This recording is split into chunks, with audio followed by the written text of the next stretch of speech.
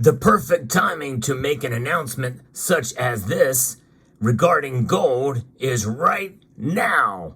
I'll explain, and I have a question that maybe we can answer, at least in part, in this video as we explore.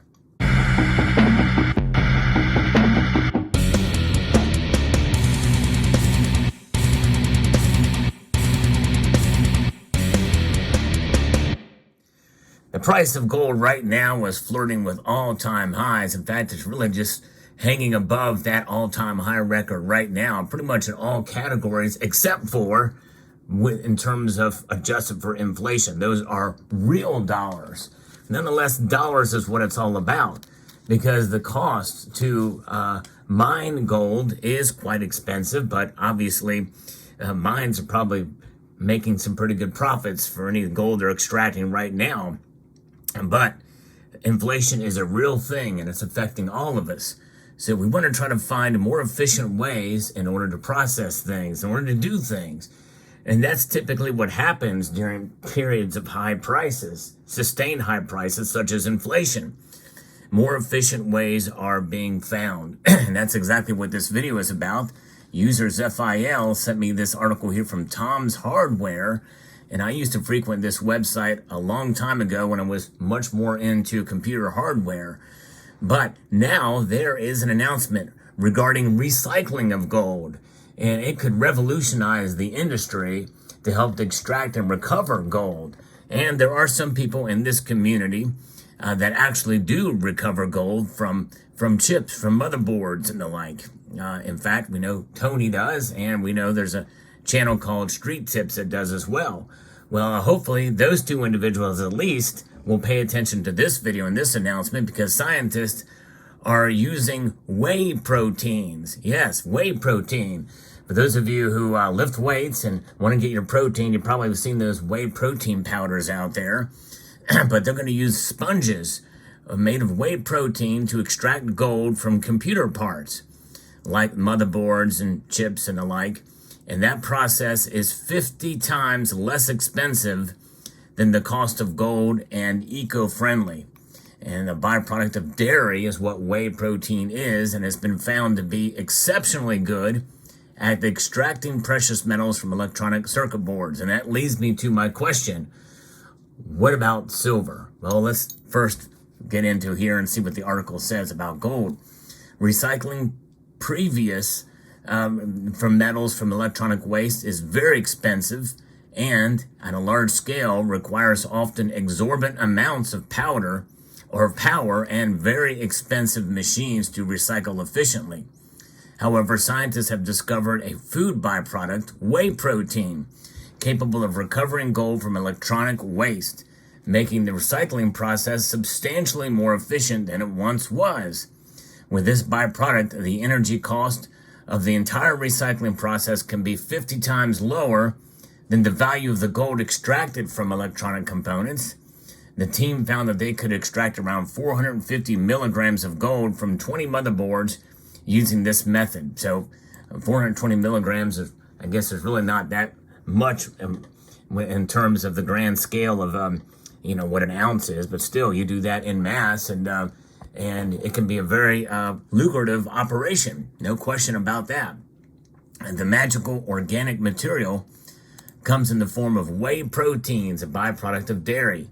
Scientist Rafael Mezenga from the Department of Health Sciences and Technology discovered that an organic sponge made from whey proteins is exceptionally good at extracting metals from electronic components. To make this sponge, the scientists denature the whey proteins from the acidic bath and high temperatures, so the substance turns into a gel of sorts. Then the scientists dry the gel, creating a sponge out of the whey protein fibrils. But before this sponge can be used, electronic waste must be prepared so it can do its job. First, electronic waste is dissolved in an acid bath to ionize the metals. Then the sponge is placed on the metal ion solution. Once the bath, the ionized metals attached to the protein sponge like a magnet picking up metal shavings. It's pretty remarkable. It doesn't really delineate on what metal it is. So it could be silver. And maybe we're getting the answer to the question. You know, the article was titled about gold, which is the more valuable metal right now. In fact, it's an all-time high. Silver is a long way to go there, but still pretty exciting. And it actually could, if used for silver, could actually make silver in a sense cheaper, because there's a lot of silver out there in electronics. Much more demand for silver in electronics than gold. But that's pretty amazing. And so this magnet picks up the metal. Mzenga and his team of scientists discovered that most metal ions can adhere to the sponge, but gold ions do so a lot more efficiently. So that really does tell us what's going on there. Gold is the best metal, so it may not be quite as efficient, but it could be still revolutionary for silver. Finally, to extract the precious metals from the sponge, the protein sponge is heated to a temperature where the gold ions turn into flakes and can be taken off the sponge easily. In testing, Mzenga and his team found they could extract around 450 milligrams of gold from 20 motherboards using this method. All the gold was melted down into a golden nugget comprised of 91% gold and 9% copper. Wow, that's pretty much like 22 karat gold. Yeah. Mzenga protein sponge has a lot of potential.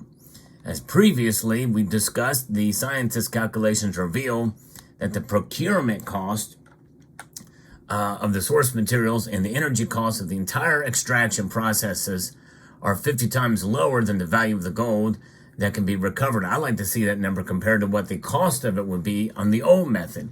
To me, it really doesn't really give us that, and I think it's kind of a false indication there of what the cost, because it's really the cost of extraction, you know, and I think that's what we've got to look at here, because, you know, you can't just extract gold out of something. Like if this was paint was made of gold, for instance, how would you extract that? Could you use that sponge method? Likely you probably could, but you have to put it in an acid bath first. That's right. So anyways, this invention could radically change the way computer waste is processed, but we want to investigate this first to see if they can manufacture the protein sponges out of other byproducts or waste in the food industry. And that's really going to be one of the other tricks to kind of mass produce this process. And it could, at least the waste that is rich in gold, e-waste is quickly becoming one of the biggest untapped money-making industries in the world. Right now, e-waste startups are making $85,000 per day from recycling gold and copper from electronic waste. As the industry ramps up over the next few decades, recyclers will want more efficient ways to process electronic waste. Mzenga's sponge technology provides them with that. And they're not talking about silver here again, and assuming that they could probably do it with silver, but not as efficiently. I think that as silver demand increases and outstrips supply, then this will become a lot more valuable, and they'll find other ways to efficiently extract silver. But this is quite the story. Quite amazing to see this thing happen, and I would love to see if this thing can be adopted in the lab. Perhaps it can be done really essentially by the layperson or by the amateur, because it just involves whey protein and creating that sponge. It almost tells you how to do it. I don't know. It'd be worth a shot. But finding that whey protein, I guess you can go to your nearest GNC, get you some whey protein powder. Maybe, I don't know. There's got to be probably more to the science than this, but nonetheless, it is extravagant, it is interesting, and it is amazing to see that gold flakes could be created from this. But how many motherboards would it take to make a 50-gram bar, or heck, even just a 1 ounce gold coin or nugget? It'd be very interesting to see how that happens. But I find it fascinating, the people that do take the time to recycle gold in this manner, even in the old method. It's dangerous and does require some discipline and some patience and some understanding of chemistry, for sure. So I applaud those who do it. It's a remarkable thing.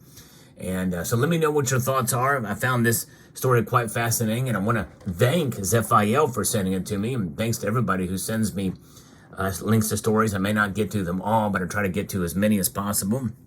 And I want to extend a multitude of gratitude to each and every one of you for taking the time to watch. If you found content like this interesting and entertaining and educational, I hope you will consider subscribing to the channel if you haven't done so already. and liking this broadcast as well. Hit that thumbs up button down below. So a multitude of gratitude to each and every one of you for watching. And I want to encourage you to please rate, share, comment, and subscribe.